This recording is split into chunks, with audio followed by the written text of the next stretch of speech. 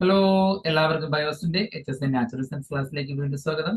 ഇന്ന് നമ്മൾ ഡിസ്കസ് ചെയ്യുന്നത് നാലാമത്തെ മൊഡ്യൂളാണ്, അതായത് എക്കോളജി. എക്കോളജിയിലെ പോപ്പുലേഷൻ എക്കോളജി എന്ന ടോപ്പിക്കാണ് ഇന്ന് ഡിസ്കസ് ചെയ്യുന്നത്. പോകാം വീഡിയോയിലേക്ക്. എന്താണ് എക്കോളജി അഥവാ എൻവയോൺമെന്റൽ ബയോളജി അല്ലെങ്കിൽ പരിസ്ഥിതി ശാസ്ത്രം അഥവാ പരിതസ്ഥിതി ശാസ്ത്രം എന്ന് പറയുന്നത്?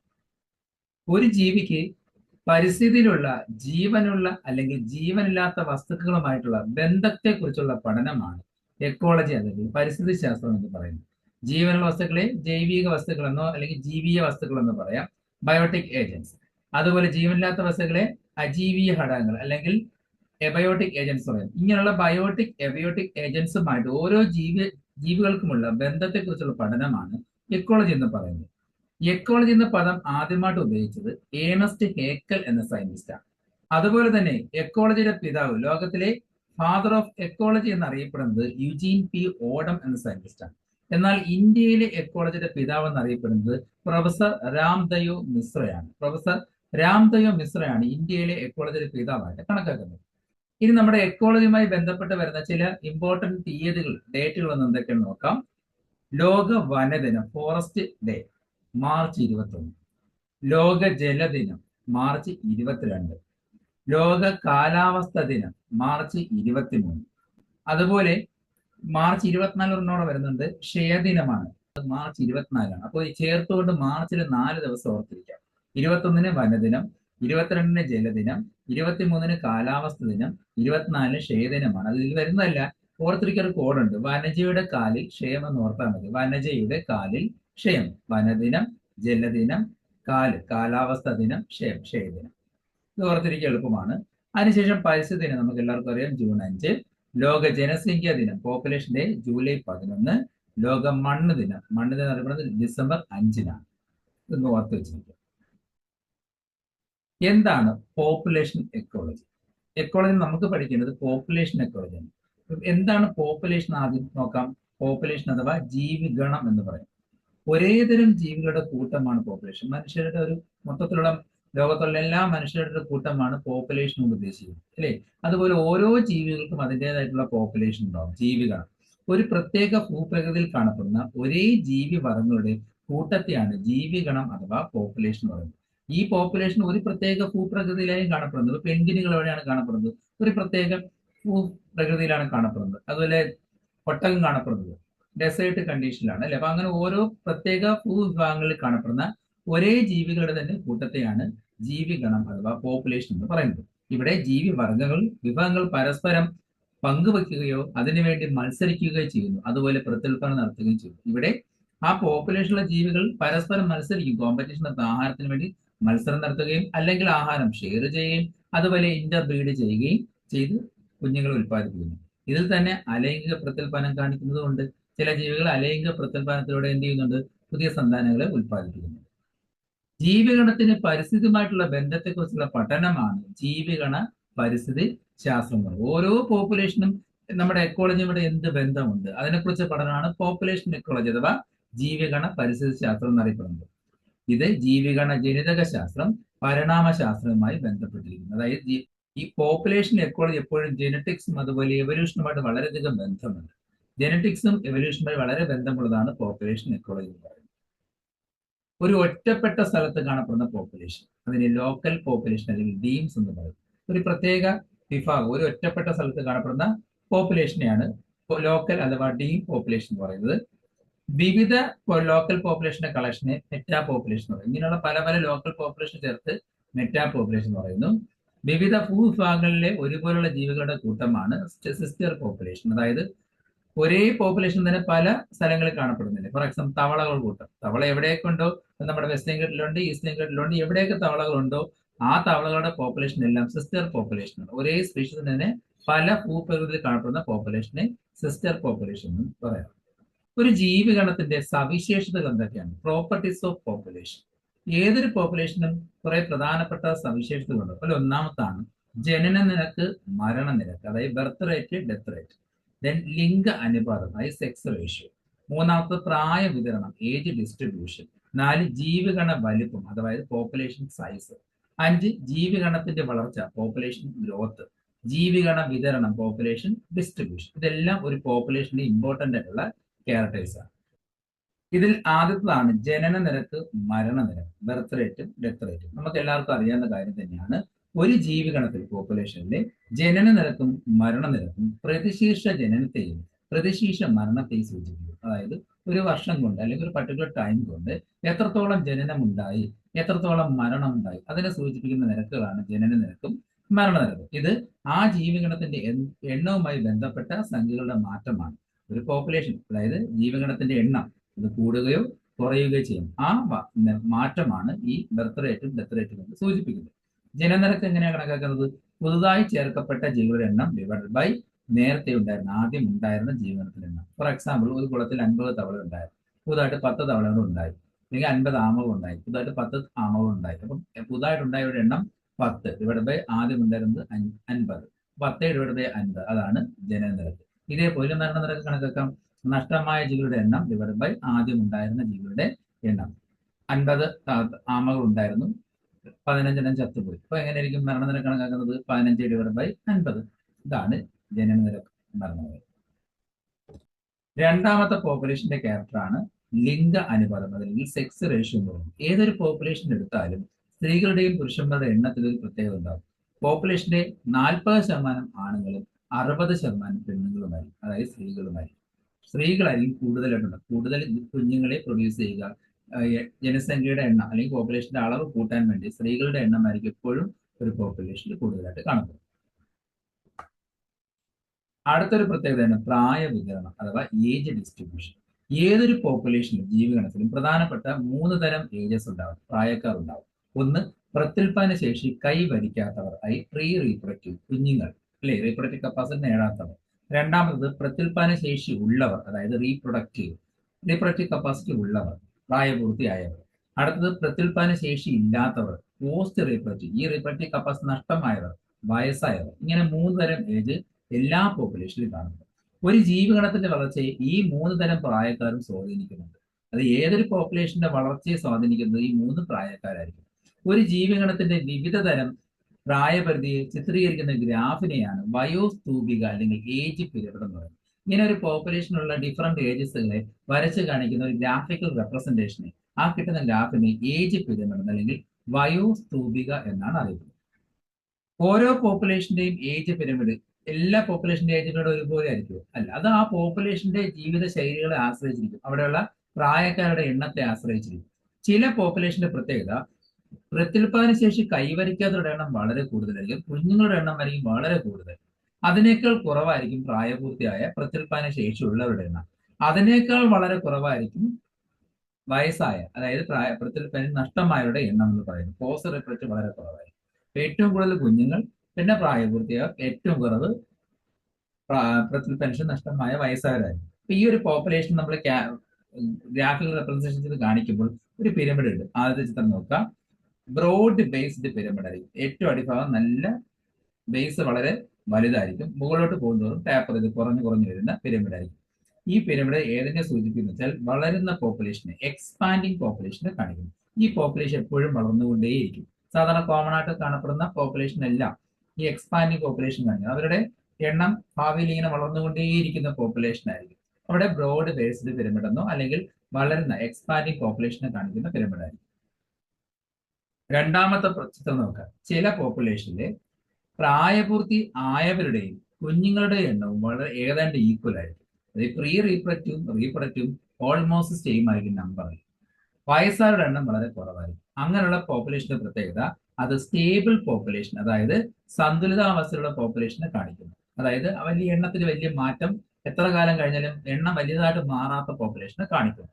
അതായത് ആ പോപ്പുലേഷന്റെ പിരമിഡ് നമുക്ക് ഇങ്ങനെ പറയാം, ഒരു ബെൽ ഷേപ്ഡ് പിരമിഡ് എന്നാണ് അറിയപ്പെടുന്നത്. ബെല്ലാകൃതിയിലായിരിക്കും പിരമിഡ് കാണപ്പെടുന്നത്.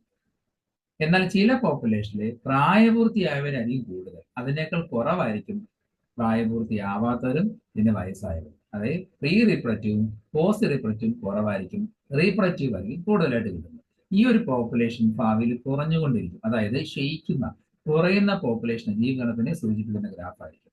അതായത് ഈ ഗ്രാഫ് കിട്ടുന്നത് ഏകദേശം ഒരു കുടത്തിന്റെ അൺഷേപ്ഡ് URN, അൺഷേപ്ഡ് പിരമിഡ് ആയിട്ടാണ് കാണപ്പെടുന്നത്. അടുത്തത് ജീവിഗണ വലുപ്പം, അതായത് പോപ്പുലേഷൻ സൈസ്. ഒരു പോപ്പുലേഷന്റെ സൈസ് അവിടെയുള്ള പോപ്പുലേഷന്റെ വളർച്ചയെ ആശ്രയിച്ചിരിക്കും, അവിടെയുള്ള പോപ്പുലേഷന്റെ എണ്ണത്തെ ആശ്രയിച്ചിരിക്കും, അല്ലെ?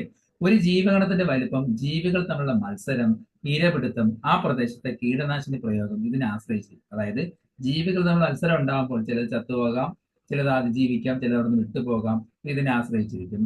പിന്നെ ഇരപിടുത്തം, ആഹാരം കിട്ടുന്നതും, ചില ജീവികളുടെ ഇരപിടുത്തം കാരണം ചില ജീവികളുടെ എന്ത് ചെയ്യുന്നു, പോപ്പുലേഷൻ കുറയും. ഇപ്പൊ മാനിന്റെ എണ്ണം കുറയാം, സിംഹത്തിന്റെ എണ്ണം കൂടുതലാണെങ്കിൽ മാനിന്റെ എണ്ണം കുറയാം. അപ്പൊ ഏതൊരു പോപ്പുലേഷനെയും അതിന്റെ എണ്ണം അല്ലെങ്കിൽ വലിപ്പം ആശ്രയിച്ചിരിക്കുന്നത് ഇരപിടുത്തത്തെ ആശ്രയിച്ചിരിക്കും. അതുപോലെ പ്രദേശത്തെ കീടനാശിനി പ്രയോഗം, നമ്മുടെ കൃഷിക്ക് വേണ്ടി കീടനാശിനി ഉപയോഗിക്കുമ്പോൾ ആ കീടനാശിനി കാരണം ഒരുപാട് ജീവജാലങ്ങൾക്ക് നാശം സംഭവിക്കാറുണ്ട്. അപ്പൊ ഇതിനെയൊക്കെ ആശ്രയിച്ചിട്ടായിരിക്കും ഒരു പോപ്പുലേഷന്റെ സൈസ് ഡിറ്റർമിൻ ചെയ്യാൻ കഴിയുന്നത്.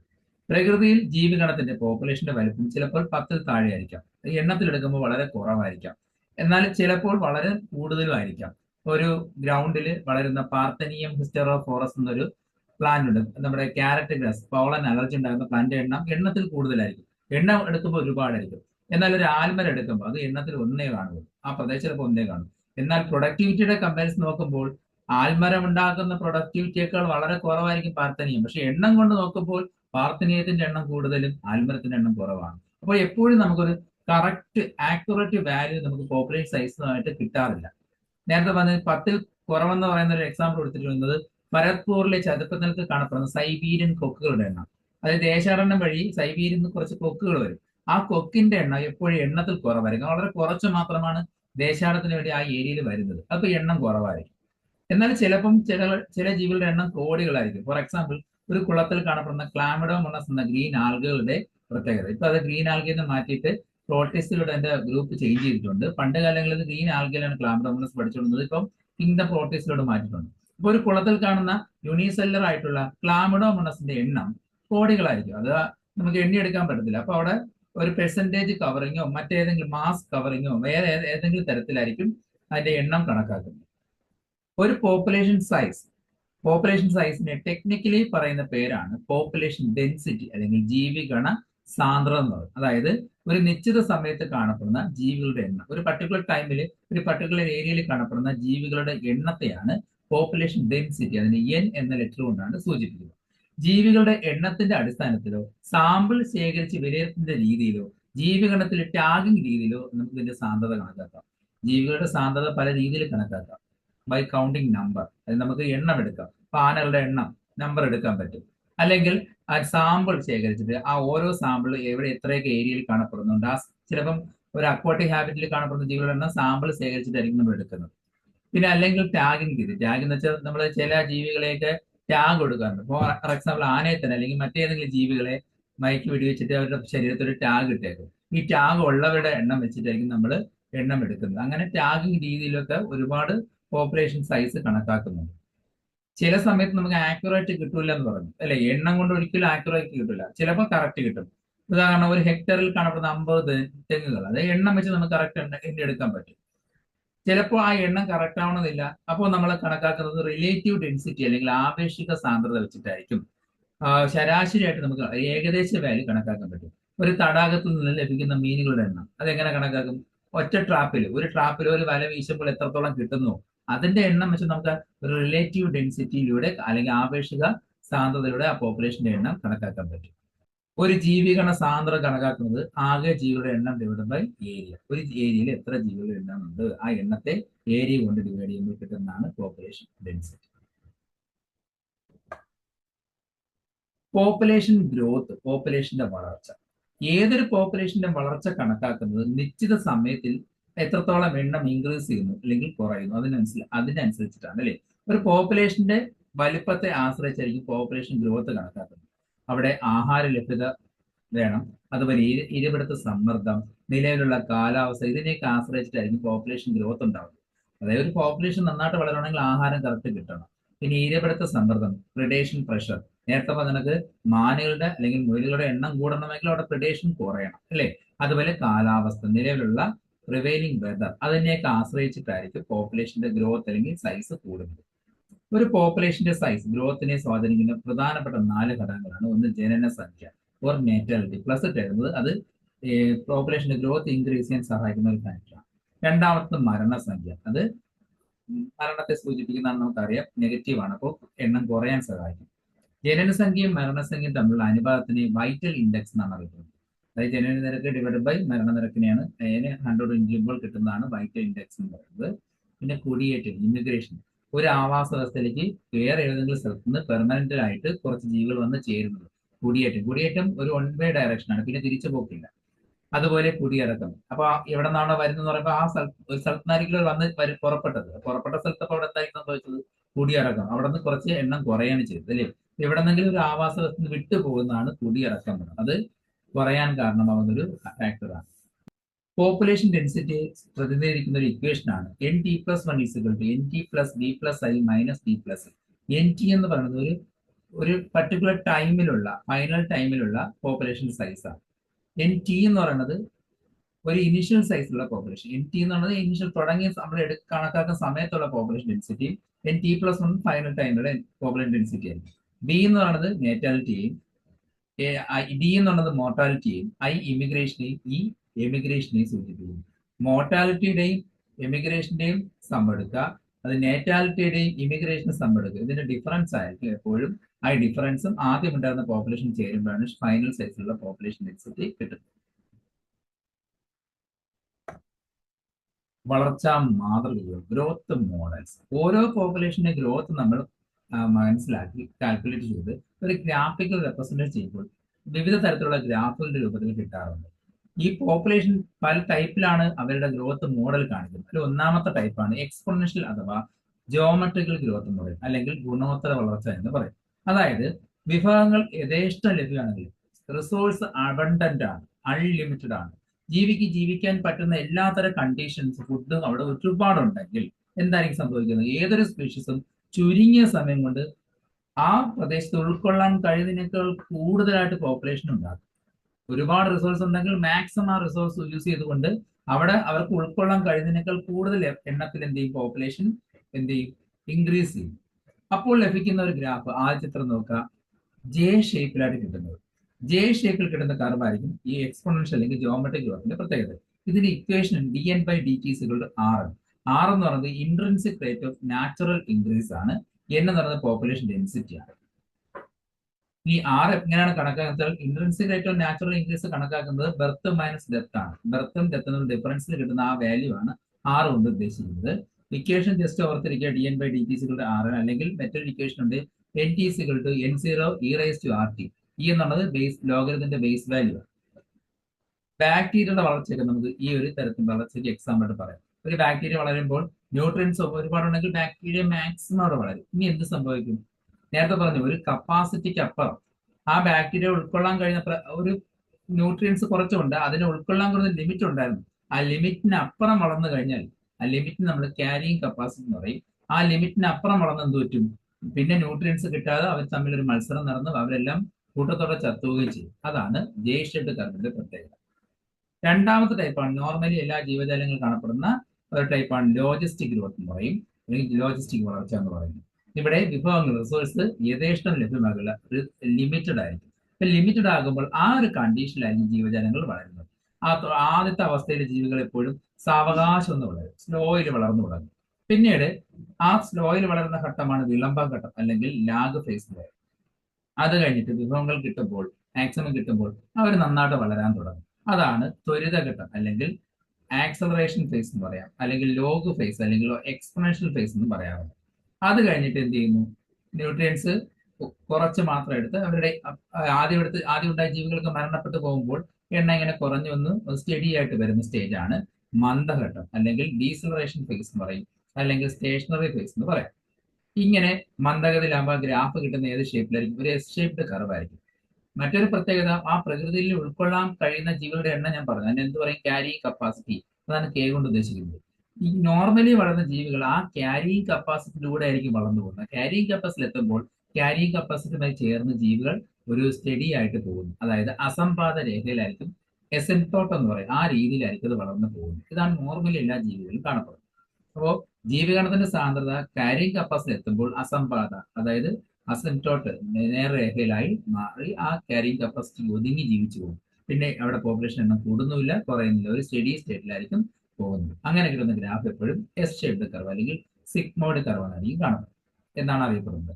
ഇത് ആദ്യമായിട്ട് ഇങ്ങനെ ഒരു ഗ്രോത്ത് മോഡ് പ്രൊപ്പോസ് ചെയ്തത് വെർഹസ്റ്റ് ആൻഡ് പേൾ ആയതുകൊണ്ട് ഈ ഒരു മോഡലിനെ വെർഹസ്റ്റ് പേൾ ലോജിസ്റ്റിക് ഗ്രോത്ത് മോഡൽ എന്നാണ് അറിയപ്പെടുന്നത്. ഇതിന്റെ ഇക്വേഷൻ dn/dt=Rn × k എന്താണ് ക്യാരിയിങ് കപ്പാസിറ്റി. അപ്പോൾ ഓർത്തിരിക്കുക, ക്യാരിയിങ് കപ്പാസിറ്റി ഒരു ആവാസത്തില് മാക്സിമം സ്പീഷീസിനെ ഉൾക്കൊള്ളാനുള്ള പ്രകൃതിയുടെ കഴിവിനെയാണ് ക്യാരിയിങ് കപ്പാസിറ്റി എന്ന് പറയുന്നത്. ക്യാരിയിങ് കപ്പാസിറ്റിയിൽ കൂടുതൽ എലമെന്റ്സ് ഉണ്ടായാൽ പിന്നീട് മരണപ്പെട്ടു പോവുകയാണ് ചെയ്യുന്നത്. അടുത്തതാണ് ജീവിഗണ വിതരണം അഥവാ പോപ്പുലേഷൻ ഡിസ്ട്രിബ്യൂഷൻ എന്ന് പറയുന്നത്. നമ്മുടെ പോപ്പുലേഷൻസ് പ്രകൃതിയിൽ കാണപ്പെടുന്നത് എല്ലായിടത്തും ഒരുപോലെയാണ്. അവരുടെ എണ്ണം അല്ലെങ്കിൽ അവരുടെ ഡിസ്ട്രിബ്യൂഷൻ ഒരുപോലെയാണ്. ഭൂമിയിലെ എല്ലായിടത്തും പല പോപ്പുലേഷൻ കാണുന്നത് ഒരേ തരത്തിലല്ല, പല രീതിയിലാണ് കാണുന്നത്. അതിനെ നമുക്ക് മൂന്നായിട്ട് തിരിക്കാം. ഒന്ന് ഏകീകൃത വിതരണം അഥവാ ക്രമമായ വിതരണം അല്ലെങ്കിൽ യൂണിഫോം ഡിസ്ട്രിബ്യൂഷൻ എന്ന് പറയാം. ജീവിഗണത്തിലെ അംഗങ്ങൾ ഒരുപോലെ ക്രമമായി തുല്യം അകലം പാലിച്ച് കാണപ്പെടുന്നത്. ഒരേ തരത്തിലായിരിക്കും ലോകത്ത് എല്ലായിടത്തും കാണപ്പെടുന്നത്. ഒരേപോലെ കാണപ്പെടുന്ന ഒരേ പാറ്റേണിലായിരിക്കും ജീവികൾ കാണപ്പെടുന്നത്. ഇവർക്കിടയിൽ അപ്പം മത്സരവും കൂടുതലായിരിക്കും. ഉദാഹരണം പെൻഗിനുകൾ കാണപ്പെടുന്ന എല്ലാം ഒരു തുല്യ അകലം പാലിച്ച് ഒരേ രീതിയിൽ ക്രമമായിട്ടാണ് കാണപ്പെടുന്നത്. രണ്ടാമത്തെ ടൈപ്പാണ് ക്രമരഹിത വിതരണം അല്ലെങ്കിൽ റാൻഡം ഡിസ്ട്രിബ്യൂഷൻ. ഇവിടെ ജീവികളുടെ അംഗങ്ങൾ ചിതറിയായിരിക്കും, റാൻഡം ആയിട്ട് ചിതറി സ്കാറ്റർ ആയിട്ടായിരിക്കും കാണപ്പെടുന്നത്. ഇത് വളരെ അപൂർവമായിട്ടേ കാണാറുള്ളൂ. അപ്പൊ ഇവർക്കിടയിൽ മത്സരം വളരെ കുറവുമായിരിക്കും. ഉദാഹരണത്തിന് ഡാൻലിയോന്റെ വിത്തുകൾ കാറ്റിൽ ഡിസ്പേഴ്സ് ചെയ്ത് ചെന്ന് വീഴുന്നത് റാൻഡമായിട്ട് എവിടെയെങ്കിലൊക്കെ ചെന്നായിരിക്കും വീഴുന്നത്. അത് ഒരു ക്രമരഹിത വിതരണത്തിന് എക്സാമ്പിൾ ആയിട്ട് പറയാം. ഇവിടെ അപ്പൊ ഇതിന്റെ പ്രത്യേകത വളരുന്നിടത്ത് ഇതിന്റെ വിഭവങ്ങളെല്ലാം ഒരുപോലെ ആയിരിക്കും. ഇത് എവിടെയൊക്കെ വളർന്ന അവിടെ എല്ലാം നല്ല രീതിയിൽ വളരാനുള്ള കപ്പാസിറ്റി ആയിരിക്കും. പക്ഷെ മത്സരം എണ്ണത്തിലും കുറവായിരിക്കും, മത്സരത്തിലും കുറവായിരിക്കും. അടുത്താണ് കട്ട പിടിച്ച രീതിയിലുള്ള വിതരണം അല്ലെങ്കിൽ കൂട്ടിക്കെട്ടിയ രീതിയിലുള്ള വിതരണം അല്ലെങ്കിൽ ക്ലംഡ് ഡിസ്ട്രിബ്യൂഷൻ എന്ന് പറയാം. ഇത് ചെറിയ ചെറിയ കൂട്ടങ്ങൾ, ഒറ്റപ്പെട്ട കൂട്ടങ്ങളായിട്ടായിരിക്കും കാണാം. ചെറിയ ചെറിയ കുഞ്ഞു പാച്ചസ് ആയിട്ടായിരിക്കും ജീവജാലങ്ങൾ കാണപ്പെടുന്നത്. ഇത് ഇരപിടിയിൽ നിന്ന് രക്ഷപ്പെടാൻ സഹായിക്കും. ഇങ്ങനെ കൂട്ടമായിട്ട് കാണപ്പെടുന്നത് അവരുടെ പ്രെഡേറ്ററിൽ നിന്നും എസ്കേപ്പ് ആവാനുള്ള ഒരു മാർഗം കൂടിയാണ്. അതുപോലെ പ്രതികൂല സാഹചര്യത്തിൽ നിന്ന് രക്ഷപ്പെടാൻ സഹായിക്കും. ഏതെങ്കിലും അൺഫേവറബിൾ കണ്ടീഷൻ വന്നാൽ രക്ഷപ്പെടാൻ സഹായിക്കും. ആനകൾ അങ്ങനെയാണ്. ആനകൾ കാട്ടിൽ കാണപ്പെടുന്ന നമുക്ക് എല്ലാവർക്കും ഒരു ഒറ്റപ്പെട്ട സ്ഥലത്ത് ആനകൾ കൂട്ടമായിട്ടായിരിക്കും കാണപ്പെടുന്നത്. അത് ഒരു ക്ലംഡ് ഡിസ്ട്രിബ്യൂഷൻ എക്സാമ്പിൾ. നമ്മുടെ സിലബസിൽ പറഞ്ഞിരിക്കുന്ന കാര്യമാണ് ഇമിഗ്രേഷനും എമിഗ്രേഷനും. ഇതിന്റെ കൂടെ നേറ്റാലിറ്റി മോർട്ടാലിറ്റി നേരത്തെ പറഞ്ഞിരുന്നത് അത് നമുക്ക് എന്താണ് ജനനനിരക്ക് മരണനിരക്ക് തന്നെയാണ്. അതുകൊണ്ടാണ് ഡീറ്റെയിൽ ആയിട്ട് പറയുന്നത്. കുടിയേറ്റം നമുക്ക് ഓൾറെഡി പറഞ്ഞ കാര്യമാണ്. എന്താണ് കുടിയേറ്റം? അംഗസംഖ്യ കുറഞ്ഞ സ്ഥലത്തേക്ക് മറ്റൊരു സ്ഥലത്തു നിന്നും കുറച്ച് ജീവികൾ വന്നു ചേരുന്നതാണ് കുടിയേറ്റം എന്ന് പറയുന്നത്. ഒരു ഏകദിശ ചലനം യൂണി ഡയറക്ഷനിലാണ്. ഒരിടത്ത് വന്നു ചേർന്നാൽ പിന്നെ അവിടെ നിന്ന് വിട്ടു പോകുന്നില്ല, അവിടുത്തെ പരിസ്ഥിതിയുമായിട്ട് പൊരുത്തപ്പെട്ട് ജീവിക്കുകയാണ് ചെയ്യുന്നത്. കുടിയേറ്റം കൂടിയാൽ എന്ത് പറ്റും? അത് ക്യാരിയിങ് കപ്പാസിറ്റി ബാധിക്കുകയും പിന്നെ മരണനിരക്ക് ഉണ്ടാവുകയും ചെയ്യും. കാരണം ഒരു പ്രകൃതിയിൽ ജീവികളെ ഉൾക്കൊള്ളാൻ ഒരു കഴിവുണ്ടെന്ന് പറഞ്ഞു പ്രകൃതിക്ക്. അതിനേക്കാൾ കൂടുതൽ ജീവികൾ വന്നു കഴിഞ്ഞാൽ പിന്നെ അവർക്കിടയിൽ കോമ്പറ്റീഷൻ നടന്ന് ആഹാരം കിട്ടാതെ എല്ലാവരും ചത്തുപോവുകയാണ് ചെയ്യുന്നത്. അപ്പോൾ ഇവിടെ കുടിയേറ്റം നടക്കുമ്പോൾ വേറൊരു പ്രത്യേകതയുണ്ട്. പുതിയ സ്വഭാവ സവിശേഷതകൾ കൈവരിക്കും കാരണമുണ്ട്. ഇപ്പോൾ ഒരു ഏരിയയിൽ നിന്ന് മറ്റൊരു ഏരിയയോട് ചെല്ലുമ്പോൾ അവിടുത്തെ ക്ലൈമറ്റുമായി ചേർന്ന് പുതിയ സ്വഭാവ സവിശേഷതകൾ ഉണ്ടാകാനുള്ള ചാൻസ് വളരെ കൂടുതലാണ്. കുടിയിറക്കം, എമിഗ്രേഷൻ, അതും ആവാസ വ്യവസ്ഥ നിന്ന് വിട്ടുപോയി ഏതെങ്കിലും ഒരു ആവാസ വ്യവസ്ഥ നിന്ന് വിട്ടുപോകുന്നതായിരിക്കും. അതും ഏകദേശം ചില വിട്ടുപോയാൽ പിന്നെ തിരിച്ചങ്ങോട്ട് വരുന്നില്ല. തുടർച്ചയായിട്ടുള്ള കുടിയിറക്കം അപൂർവമായിരിക്കും. അതായത് കണ്ടിന്യൂസ് ഒരു സ്ഥലത്ത് നിന്ന് അങ്ങനെ ജീവികൾ കൂട്ടമായിട്ട് പോകാറില്ല. എങ്കിൽ അങ്ങനെ സംഭവിച്ചാൽ ആ പ്രദേശം പിന്നെ വിജനമായി പോകും. ഇതും ഈ കുടിയിറക്കം നടക്കുമ്പോഴും ആ ജീവികൾ വേറെ സ്ഥലത്ത് ചേരുമ്പോൾ പുതിയ സ്വഭാവ സവിശേഷതകൾ നേടാൻ സഹായിക്കുന്നുണ്ട്. അടുത്താണ് ദേശാടനം അഥവാ മൈഗ്രേഷൻ. മൈഗ്രേഷൻ ഒരു ഉഭയദിശ ചലനമാണ്. അതായത് ഒരു താൽക്കാലികമായിട്ടായിരിക്കും ഒരു സ്ഥലത്ത് നിന്ന് മറ്റൊരു സ്ഥലത്തേക്ക് പോകുന്നത്. അതായത് ഏതെങ്കിലും ജീവിക്കുന്ന ചുറ്റുപാടില് ഒരു പ്രതികൂല സാഹചര്യം വരുമ്പോൾ അവിടെ നിന്നും മാറി അവർക്ക് അനുയോജ്യമായിട്ടുള്ള അല്ലെങ്കിൽ അനുകൂല സാഹചര്യങ്ങളുള്ള സ്ഥലത്തേക്ക് തൽക്കാലത്തേക്ക് മാറും. എന്നിട്ട് അവരുടെ ഒറിജിനൽ സ്ഥലത്ത് വീണ്ടും ഫേവറബിൾ കണ്ടീഷൻ ആകുമ്പോൾ തിരിച്ചു വരികയും ചെയ്യും. അതായത് ഒരു രണ്ട് ഡയറക്ഷനിൽ ബൈ ഡയറക്ഷണൽ മൂവ്മെന്റിൽ കാണിക്കുന്നതാണ് ദേശാടനം എന്ന് പറയുന്നത്. സ്ഥിരമായിട്ട് അവിടെ സ്ഥലം വിട്ടു പോകുന്നില്ല, തൽക്കാലത്തേക്ക് മാത്രം ഒരു പ്രതികൂല സാഹചര്യത്തിൽ രക്ഷപ്പെടാൻ വേണ്ടി മാത്രമാണ് ദേശാടനം കാണിക്കുന്നത്. ഇത് ഋതുക്കൾസ് അനുസരിച്ചോ അല്ലെങ്കിൽ ദിവസങ്ങൾക്കനുസരിച്ചോ അല്ലെങ്കിൽ കുറഞ്ഞ കാലയളവ് സംഭവിക്കും. സീസൺ ആകുമ്പോൾ ചില സീസണിനും അവർക്ക് ആ ഫേവറബിൾ സീസണിലെ സ്ഥലത്തേക്ക് മാറി പോകുന്നു. അല്ലെങ്കിൽ ചില ദിവസങ്ങൾക്ക് വേണ്ടിയായിരിക്കും അവർ മാറി നിൽക്കുന്നത്. അല്ലെങ്കിൽ കുറഞ്ഞ കാലം ഷോർട്ട് പീരീഡിൽ കുറച്ച് മാസങ്ങൾക്ക് മാത്രം അവർ ടെമ്പററി മൂവ്മെന്റ് നടത്താറുണ്ട്. അത് കഴിഞ്ഞിട്ട് തിരിച്ചു വരികയും ചെയ്യും. ഉദാഹരണം, തണുപ്പ് കാലത്ത് രാജസ്ഥാനിലെ ഭരത്പൂർ നാഷണൽ പാർക്കിലേക്ക് അതായത് കിയോലാഡ നാഷണൽ പാർക്കിലേക്ക് ആയിരക്കണക്കിന് പക്ഷികൾ വന്നു ചേരാറുണ്ട് സൈബീരിയയിൽ നിന്ന്. സൈബീരിയൻ കൊക്കുകളും വരാറുണ്ട്, വേറെ പക്ഷികളും വരാറുണ്ട്. അതിൽ സൈബീരിയൻ കൊക്കുകളുടെ എണ്ണം വളരെ കുറവായിരിക്കും. ഒരുപാട് പക്ഷികൾ, മറ്റു പക്ഷികൾ വരും. അതെല്ലാം കൂടി ആയിരക്കണക്കിന് പക്ഷികൾ സൈബീരിയയിൽ നിന്ന് തണുപ്പ് കാലങ്ങൾ രാജസ്ഥാനിലേക്ക് വരാറുണ്ട്. അതൊരു ദേശാടനത്തിന്റെ എക്സാമ്പിൾ ആണ്. തിരിച്ചത് കഴിയുമ്പോൾ തിരിച്ചു പോവുകയും ചെയ്യും. കാലാവസ്ഥയിലെ മാറ്റമോ ഭക്ഷണത്തിന്റെ ലഭ്യതയിലെ മാറ്റമോ ഋതുഭേദമോ ഇണചേരുന്നുള്ള കാലമാകുന്നത് കൊണ്ടൊക്കെ ആയിരിക്കും ഈ ദേശാടനം സംഭവിക്കുന്നത്. നമ്മുടെ പ്രകൃതിയിലുണ്ടാകുന്ന മാറ്റം, അല്ലെങ്കിൽ ഭക്ഷണം കിട്ടാനുള്ള ഒരു ബുദ്ധിമുട്ട് കൊണ്ട്, അല്ലെങ്കിൽ നേരത്തെ സീസൺ ചേഞ്ച്, അല്ലെങ്കിൽ അവർക്ക് ഇങ്ങനൊരു മാറ്റം നടക്കുമ്പോഴായിരിക്കും ഇണചേരാനുള്ള റീപ്രൊഡ്യൂസ് ചെയ്യാനുള്ള കഴിവ് ഉണ്ടാവുന്നത്. ഇതിനൊക്കെ വേണ്ടിയിട്ടായിരിക്കും ദേശാടനം നടത്തുന്നത്. ജീവികൾ പല രീതിയിലും ദേശം നടത്താറുണ്ട്. കരയിൽ ജീവിക്കുന്ന ജീവികൾ കരമാർഗം വഴിയും, ജലത്തിൽ ജീവിക്കുന്ന ജീവികൾ ജലമാർഗം, ശുദ്ധജലമോ അല്ലെങ്കിൽ കടജലമോ വഴി എന്ത് ചെയ്യാറുണ്ട്, ദേശം നടത്താറുണ്ട്. പിന്നെ ആകാശത്ത് ജീവിക്കുന്ന പറവകളൊക്കെ ആണെങ്കിൽ ആകാശമാർഗം വഴിയും ദേശാടനം നടത്താറുണ്ട്.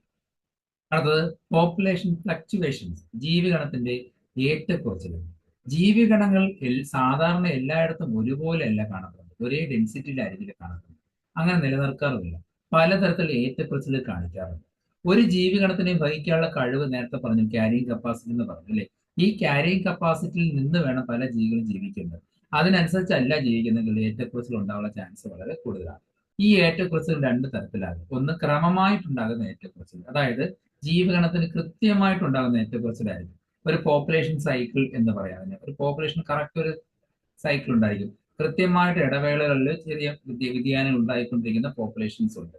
ഋതുക്കൾക്കനുസരിച്ചോ ഇരപിടുത്തം മൂലമോ ഇങ്ങനെയുള്ള ഏറ്റക്കുറച്ചിൽ ഉണ്ടാകാറുണ്ട്. അത് കൃത്യമായിട്ട് റെഗുലർ ആയിട്ട് ഓരോ സീസണിലോ അല്ലെങ്കിൽ സമയത്തോ നടക്കുന്ന ഒരു ഫ്ലക്ച്വേഷൻ ആയിരുന്നു. ക്രമരഹിതമായിട്ടും ഇറഗുലർ മാനറിലും ഏറ്റക്കുറച്ചിൽ ഉണ്ടാകും. നേരത്തെ പറഞ്ഞത് റെഗുലർ മാനറാണ്, എങ്കിൽ ഇത് ഇറഗുലർ മാനറായിരിക്കും. ക്രമമല്ലാതെ അല്ലെങ്കിൽ കൃത്യമല്ലാതെ ആയിരിക്കും ഈ ഏറ്റക്കുറച്ചിൽ നടക്കുന്നത്. ചുരുങ്ങിയ സമയത്തിനുള്ളിൽ വളർച്ച ചിലപ്പോൾ കൂടാം, ചിലങ്കിൽ പെട്ടെന്ന് തന്നെ വളർച്ച കുറയാം, മരണം സംഭവിക്കാനുള്ള ചാൻസ് കൂടുതലുണ്ട്. ഇതിന് കൃത്യമായിട്ട് ഇടവേളകൾ ഉണ്ടായിരുന്നു. എപ്പോൾ വേണം ആകസ്മികമായിട്ട് സംഭവിക്കാൻ ചാൻസ്, പെട്ടെന്ന് വളർച്ച കൂടാം, പെട്ടെന്ന് തന്നെ വളർച്ച കുറയാം. അതിന് പ്രത്യേകിച്ച് കൃത്യമായ ഇടവേളകൾ കാണപ്പെടുന്നില്ല. ഉദാഹരണം, വെട്ടുകിളികൾ വർഷത്തിലൊരിക്കൽ വേഗത്തിൽ പെരുകുന്നതും മറ്റ് സ്ഥലങ്ങളിലേക്ക് കുടിയേറി പാർക്കുന്നതും അവിടെയുള്ള സസ്യങ്ങൾക്ക് അത് നാശം ഉണ്ടാക്കുകയും ചെയ്യും. അത് വെട്ടുകിളികൾ ഒരു പർട്ടിക്കുലർ ടൈമിൽ ഒരുപാട് റിപ്രൊഡ്യൂസ് ചെയ്ത് ഉണ്ടാവും, മറ്റു സ്ഥലങ്ങളിലോട്ട് പോയി അവിടുത്തെ ചെടികൾക്ക് നാശം ഉണ്ടാക്കുകയും അതിനുശേഷം ചത്തുപോവുകയും ചെയ്യും. ഇത് പിന്നെ സാധാരണഗതിയിലാകുന്നത്, അത് ചത്തുപോയി സാധാരണഗതിയിലാകുന്ന ഒരു ക്രമരഹിതമായിട്ടുള്ള ഏറ്റക്കുറച്ചിലിന് ഉദാഹരണമാണ്. അടുത്താണ് ലൈഫ് ടേബിൾ. ലൈഫ് ടേബിൾ കൊണ്ടുവന്നത് റൈമണ്ട് പേൾ എന്ന സയന്റിസ്റ്റാണ്. എന്താണ് ലൈഫ് ടേബിൾ എന്ന് പറയുന്നത്? ഒരു ജനസംഖ്യയിലെ അതിജീവനത്തിന്റെയും പ്രത്യുൽപാദനത്തിന്റെയും നിരക്കിന്റെയും രേഖയായിരിക്കും. അതായത് ഏതൊരു പോപ്പുലേഷന്റെയും അവിടെ അവരുടെ സർവൈവൽ എങ്ങനെയാണ്, അവിടെ എങ്ങനെ റീപ്രൊഡ്യൂസ് ചെയ്യുന്നത്, അതിന്റെ ഒരു നിരക്കാണ് ലൈഫ് ടേബിൾ കൊണ്ട് സൂചിപ്പിക്കുന്നത്. പ്രായം, വലുപ്പം അല്ലെങ്കിൽ വികസന ഘട്ടം, ഉണ്ടാകുന്ന ഘട്ടം, അതായത് മുട്ട വിരിഞ്ഞിറങ്ങുന്ന കുഞ്ഞുങ്ങളാണെങ്കിൽ അത് പ്രായപൂർത്തിയാകുന്നവരുള്ള, ഇതെല്ലാത്തിനും ഒരു വ്യത്യാസം കാണിക്കും. ഈ ലൈഫ് ടേബിൾ ഒരുപാട് പരിസ്ഥിതി ശാസ്ത്രജ്ഞന്മാരും ജനസംഖ്യാ ശാസ്ത്രജ്ഞന്മാരും ഉപയോഗിക്കുന്നുണ്ട്. അതായത് ഓരോ ജീവിഗണത്തിന്റെയും മരണനിരക്ക് കണക്കാക്കാൻ, അതിന്റെ കാരണം മനസ്സിലാക്കാൻ, അല്ലെങ്കിൽ ജനസംഖ്യയുടെ ഭാവി വളർച്ചയ്ക്ക് ഉണ്ടാകുന്ന മാറ്റം, അതിൽ കുറവ് എങ്ങനെ ഉണ്ടാകാൻ ചാൻസ് ഉണ്ടോ അത് പ്രവചിക്കാൻ വേണ്ടി, വംശനാശ ഭീഷണി നേരിടുന്ന ജീവികളുടെ ജനസംഖ്യ കൈകാര്യം ചെയ്യാൻ വേണ്ടി, അതിനെക്കുറിച്ച് ഡിസ്കസ് ചെയ്യാനൊക്കെ ഈ ലൈഫ് ടേബിൾ സാധാരണ സയൻസിൽ ഉപയോഗിക്കാം. അടുത്തത് നമ്മുടെ ടോപ്പിക്കിൽ ഇല്ലെങ്കിലും ജസ്റ്റ് ഒന്ന് ഇതെല്ലാം ഉൾപ്പെടുത്തിയിരിക്കുന്നതാണ് സർവൈവർഷിപ്പ് കർവ്സ് എന്ന് പറയുന്നത്. ഇത് പോപ്പുലേഷന്റെ വളർച്ചയുമായി ബന്ധപ്പെട്ട ചില കർവുകളാണ്. അതായത് ചില പ്രത്യേക സമയത്ത് അതിജീവിക്കുന്ന ജീവജാലങ്ങളുടെ സർവൈവ് ചെയ്യുന്നു. ഒരു പോപ്പുലേഷൻ എന്ന് പറയുന്നത് ചില സ്ഥലങ്ങളിൽ സർവൈവ് ചെയ്യുമല്ലോ, അങ്ങനെ സർവൈവ് ചെയ്യുന്നതിന്റെ ബേസിലുള്ള ഒരു കർവാണ് സർവൈവർഷിപ്പ് കർവ് എന്നറിയപ്പെടുന്നത്. ചില ജീവികളുടെ കർവ് കോൺവെക്സ് മാനറിലായിരിക്കും. കോൺവെക്സ് മാനറിൽ വരാൻ കാരണം അവരുടെ ലൈഫ് നമ്മൾ വരച്ച് കാണിക്കുമ്പോൾ ഒരു സാധാരണ രീതിയിൽ ജനിക്കുകയും സാധാരണ സമയത്ത് അത് ജനനം കംപ്ലീറ്റ് ആക്കി പ്രായപൂർത്തിയായതിനു ശേഷം മരിക്കുന്ന രീതിയിലുള്ള ജീവികളുടെ എല്ലാ ഗ്രാഫും കോൺവെക്സ് മാനറിലായിരിക്കും കിട്ടുന്നത്. അത് മനുഷ്യനും ചെമ്മരുടെയും മാനൊക്കെ നോർമലി ജനിച്ച് നോർമലായിട്ട് മരിക്കുന്ന രീതിയിലുള്ള വളർച്ചയായി കാണിക്കും. അതിന്റെ കർവാണ് കോൺവെക്സ് കർവ് എന്ന് പറയുന്നത്. അതുപോലെ കോൺകേവ് കർവുണ്ട്, അതായത് പെട്ടെന്ന് ആയുസ് തീരുന്നത്, പെട്ടെന്ന് അവരുടെ മോർട്ടാലിറ്റി റേറ്റ് കൂടുതലായിരിക്കും. യങ് ആയിരിക്കുമ്പോൾ അവരുടെ പോപ്പുലേഷൻ പെട്ടെന്ന് ഉണ്ടാകുന്ന മരണം, ഒരുപാട് ആൾക്കാർ മരിച്ചു പോകുന്നു. അങ്ങനെ പെട്ടെന്ന് ആയുസ് തീരുന്നവരുടെ ലൈഫ് കർവാണ് അല്ലെങ്കിൽ സർവൈവർഷിപ്പ് കർവാണ് കോൺകേവ് മാനറിൽ വരുന്നത്. എക്സാമ്പിൾ ഓക്ക് മരങ്ങളും പേൾ ഓയിസ്റ്ററൊക്കെ അങ്ങനെ വരുന്നത്. ചില കർവുകൾ ഡയഗണൽ കർവായിരിക്കും. ഡയഗണൽ വെച്ചാൽ എല്ലാ പ്രായക്കാർക്കും ഇടയിൽ സ്ഥിരമായിട്ടുള്ള മരണം കാണും. കുഞ്ഞുങ്ങൾക്കിടയിൽ മരണം കാണും, പ്രായപൂർത്തിയായവർക്കിടയിൽ മരണം കാണും, വയസ്സായവർക്കിടയിൽ മരണം, എല്ലാ പ്രായത്തിനിടയിലും മരണങ്ങൾ ഇങ്ങനെ സംഭവിച്ചുകൊണ്ടിരിക്കുന്നതാണ് ഡയഗണൽ കർവ് എന്ന് പറയുന്നത്. ഇതെന്ന് പറയുന്നത് അവരുടെ പ്രായത്തെ മാനിച്ചിട്ടല്ല, എല്ലാ പ്രായത്തിലും മരണം ഉണ്ടാവും. സാധാരണഗതിയിലാണെങ്കിൽ വയസ്സായതിനു ശേഷം മാത്രമേ മരണം സംഭവിക്കൂ. ഇവിടെ അങ്ങനെയല്ല, എല്ലാ പ്രായത്തിലും മരണം സംഭവിക്കുന്നത് കിട്ടുന്ന കർവ് ഡയഗണൽ ആൻഗിൾ ആയിരിക്കും. ചില പക്ഷികൾ, അതുപോലെ പല്ലികൾ, ചില എലികളൊക്കെ ഇതിന് എക്സാമ്പിൾ ഉണ്ട്. അതുപോലെ ലൈഫ് ഹിസ്റ്ററി വേരിയേഷൻ. എല്ലാ ജീവികളുടെയും ലൈഫ് ഒരുപോലെയല്ല. ചില ജീവികൾ വർഷത്തിൽ അവരുടെ ആയുസ്സിൽ ഒരിക്കൽ മാത്രം പ്രത്യുൽപാദനം നടത്തുന്നവരായിരിക്കും, അത് കഴിഞ്ഞ് മരിച്ചു പോകും. എക്സാമ്പിൾ ആണ് പസഫിക് സാൽമൺ മത്സ്യം, അതിൽ മുളകൾ. അവരുടെ ലൈഫ് സൈക്കിൾ ഒരു തവണ ബ്രീഡ് ചെയ്യും, അത് കഴിഞ്ഞ് മാക്സിമം കുഞ്ഞുങ്ങളുണ്ടാവുന്നു, മരിച്ചു പോകും. മുള അങ്ങനെയാണല്ലോ, 50-80 വർഷം കഴിഞ്ഞാലാണ് പൂക്കുന്നത്, കായ്ക്കുന്നത്, കഴിഞ്ഞ് മുള മരിച്ചു പോകും. ഒരിക്കൽ മാത്രം പൂക്കുകയും കായ്ക്കുകയും ചെയ്യും. ചില ജീവികളാണെങ്കിലോ ചെറിയ കുഞ്ഞുങ്ങൾ ഒരുപാട് നമ്പറെല്ലാം എണ്ണത്തിൽ കൂടുതലുണ്ട്. കുഞ്ഞുങ്ങളുടെ എണ്ണം കൂടുതലായിരിക്കും, സൈസ് ചെറുതായിരിക്കും. എക്സാമ്പിൾ ചിപ്പികൾ, പേളോയ്സുകൾ, അതുപോലെ തന്നെ പെലാജിക് മത്സ്യങ്ങളൊക്കെ. അവരുടെ കുഞ്ഞുങ്ങളുടെ എണ്ണം വളരെ കൂടുതലായിരിക്കും, സൈസും ചെറുതായിരിക്കും. എന്നാൽ ചില ജീവികളാണെങ്കിലോ വലിയ കുഞ്ഞുങ്ങളുടെ എണ്ണത്തിൽ കുറവ് പ്രൊഡ്യൂസ് ചെയ്യും. മനുഷ്യനും എണ്ണം കുറവായിരിക്കും, കുഞ്ഞുങ്ങളുടെ എണ്ണം കുറവായിരിക്കും, പക്ഷെ സൈസ് വലുതായിരിക്കും. ഇതാണ് ലൈഫ് ഹിസ്റ്ററി വേരിയേഷൻസ് എന്ന് പറയുന്നത്. അപ്പൊ ഇന്നത്തെ ക്ലാസ്സിൽ പോപ്പുലേഷൻ എക്കോളജി എന്ന മൊഡ്യൂളാണ് ഡിസ്കസ് ചെയ്തിരിക്കുന്നത്. കുറച്ച് കൂടുതൽ കണ്ടന്റ് ഞാൻ ആഡ് ചെയ്തിട്ടുണ്ട്. നിങ്ങൾക്ക് ആവശ്യമുള്ളത് മാത്രം പഠിച്ചാൽ, സിലബസിൽ പറഞ്ഞിരിക്കുന്ന ആവശ്യമുള്ള പോയിന്റ് ആണെങ്കിൽ മാത്രം അത് പഠിച്ചാൽ മതിയാകും. ലൈഫ് ഹിസ്റ്ററി വേരിയേഷനൊക്കെ പോപ്പുലേഷനുമായി ബന്ധപ്പെട്ട് വരുന്നത് ഉൾപ്പെടുത്താണ്. ഇനി അതിൽ പോപ്പുലേഷൻ ഇന്ററാക്ഷൻ ഒക്കെ വരുന്നുണ്ട്. കുറച്ചുകൂടെ അത് വലിയ ഏരിയ ആയതുകൊണ്ടാണ് ഇതിൽ ഉൾപ്പെടുത്താത്തതും. അത് സിലബസിൽ ചിലപ്പോൾ വേറെ ഏതെങ്കിലും ഭാഗത്തത് വരുന്നുണ്ടായിരിക്കാം. പോപ്പുലേഷൻ ഇന്ററാക്ഷൻ നമ്മൾ പഠിച്ചിട്ടുണ്ട്, മ്യൂച്വലിസം, അതുപോലെ പാരസൈറ്റിസം, കമൻസാലിസം വരുന്ന ടോപ്പിക്ക്. അത് നമ്മൾ +2 പഠിക്കുന്നതുകൊണ്ട് എല്ലാവർക്കും അത് അറിയാമായിരിക്കും. അതും കൂടെ ഒന്ന് നോട്ട് ചെയ്ത് വെച്ചിരിക്കുക. ഇന്നത്തെ ക്ലാസ് മനസ്സിലായെങ്കിൽ ലൈക്ക് ചെയ്യുക, സബ്സ്ക്രൈബ് ചെയ്യുക. അടുത്ത ക്ലാസ്സിൽ മറ്റൊരു ടോപ്പിക്കായിട്ട് കാണാം. എല്ലാവർക്കും ശുഭദിനം നേരുന്നു.